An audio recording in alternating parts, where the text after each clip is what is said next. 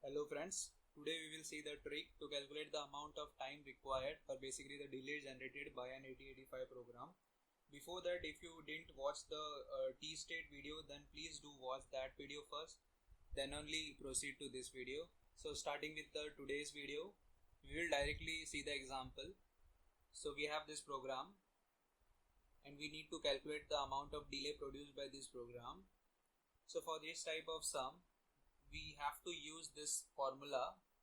So what this formula says, m plus count in decimal multiplied by n minus 3t. So basically this m is the number of t states outside the loop, and this is the count, that is the number of time the loop is getting called, and this n is the number of t states inside the loop, and this 3t is the compensation that we give to this GNZ instruction. Basically we know that this jump condition, if it's satisfied, then it will take 10 t states, and if it does not satisfy, then it will take 70 states. So basically we want that 3t compensation. Okay, so that's what we are giving in this formula. Okay, so now we will see the solution. So we need to calculate the number of t state outside the loop, right? So first we will see which instruction is outside this loop. So basically you can see this is the loop, right? And outside this loop we have this instruction and this instruction. First we have MVI C, FFH. We know this is a 2 byte instruction, right? This is opcode, this is operand, right? This is the opcode which require 4 t states. We have seen which instruction requires 6 t states, okay, in the earlier video. So this is the instruction which require 4 t states for opcode fetch. So we will require 4 for opcode fetch, and here we have operand. So for operand fetch we will require 3 t states. So basically we will require 7 t states for this instruction. Now for return, we know this return is unconditional return, unconditional.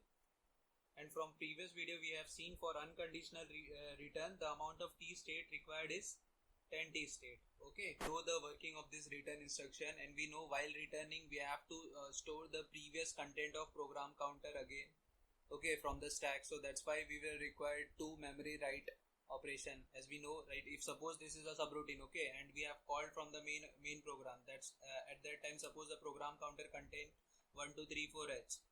Okay, so this while calling this address, so this address was stored into the stack, okay, and now while returning we have to retrieve this 1 2 3 4 h into the program counter again. Okay, so for that we will require 2 memory write. So that's why for opcode fetch it will require 4 t states, and for 1 2 3 4 h 2 memory write will be used. So that's why 4 t states plus 3 plus 3, so basically 10 t states. So we come to know, like, for this m, that is number of t states outside the loop, is 7 plus 10, basically 17 t states will be required outside the loop. Now we will see the t state required for inside the loop, basically this n. So basically we have this instruction decrement C. So this is a 1 byte instruction, right? So for that we will require only 4 t state for opcode fetch. If there was DCX, then we would require 6 t states, but now here only DCR is there, so we will require only 4 t states. Now this JNZ loop. So basically we know for conditional jump we require 10 t states, right? If the condition is satisfied, and if the condition is not satisfied, then we will require 7 t states. Okay, we assume that every time the condition is satisfied, and we will take 10 t states. Okay, so we can say for this for the t states inside the loop is 10 plus 4, so basically 14 t states. And now we need to we get this m, we get this n. Now we want to find this count. So basically we want to know for what number of time this loop will be executed. Here you can see this inside the C we have stored FFH. Okay, and we check this instruction, if jump if no 0, basically if this here we are decrementing C. Okay, so basically this FFH will become FEH. Okay, so here this instruction will check whether this C becomes 0 or not. So if this is not 0, then it will loop again to this instruction. Okay, So we have to find for what number of time this loop will be executed. Okay, so basically it will be executed for FFH times. Okay, so basically if you convert this FFH into decimal, basically here we want decimal number, right? So for FFH, if we convert it into decimal, we will get, first we will convert into binary, it will be 111 111, and here 1 2 4 8 16 32 64 128, and if we convert this into decimal, then it will be 255. Okay, now if we sum up all this value, we get m as 17t, n as 14t, and this count as 255. Okay, so now if we put this into this formula, we get 17 plus 255 into this n is 14 minus 3t. Okay, so what we get is this 255 into 14, okay, plus 14. Okay, so it will be 3584 t states. So we get, so to complete to execute this program, we will require 3584 t states. Okay, let's say if in this program we have given to execute one t state, we require let's say 320 nanosecond. Okay, so if here t is given as 320 nanosecond, then we will put the value of t here. So we will get as 3584 into 320, so we get as 1146,880 nanosecond. Okay, so this much of time is required to execute this program. Okay, now let us see the second problem. Here also the same problem is there. We have given with the program, and we need to calculate the amount of delay created by this program.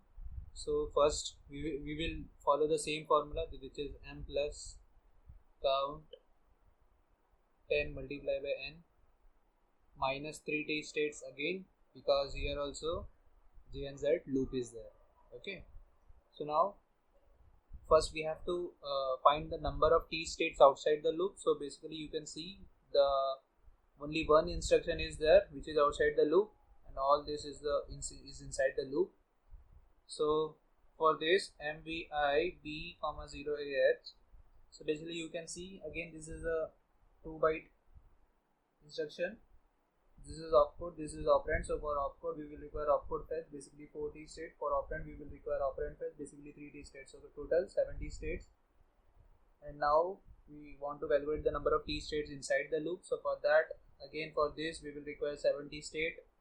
For decrement C we will require 40 state. For decrement B we will require 40 state. This J and Z is also inside the loop. So for J and Z loop 10t state. Okay, so we will require 7 plus 8 plus 10. Okay, so basically 7 plus 8 15, 15 plus 10 is 25 t state will be inside the loop. Okay, now we have to find the count. We got m, we got n. Now we have to find n, this count. So basically count depends upon this number of time the loop is executed. Here the loop will be executed according to this b. As the b becomes 0, this condition will become false, right? Since this j and z will check for the instruction above it. Okay, so here you can see above j and z we have the instruction decrement b. Okay, so it will check for b only, it will not check for decrement c. Okay, so basically what I mean to say is here this instruction will check its validity only by checking this b register. Okay, so here you can see in b register we have saved this 0ah data. Okay, so basically you can if you convert this 0ah into decimal, so you will get as 10. Okay, so you can say the count is 10 here. Okay, so if we put all this in this formula, m we have 7t plus count we have 10 multiplied by n, and we have 25t minus 3t. So here you can see 20, 250, 257 minus 3 will be 4, so 254 t states, and we have given with t as 1 nanosecond, so it will be 254 nanosecond. This much amount of time is required to execute this program. So friends, if you find this video helpful, then please hit like button. If you are new to this channel, then please do subscribe to this channel and share with your friends. Okay, thank you.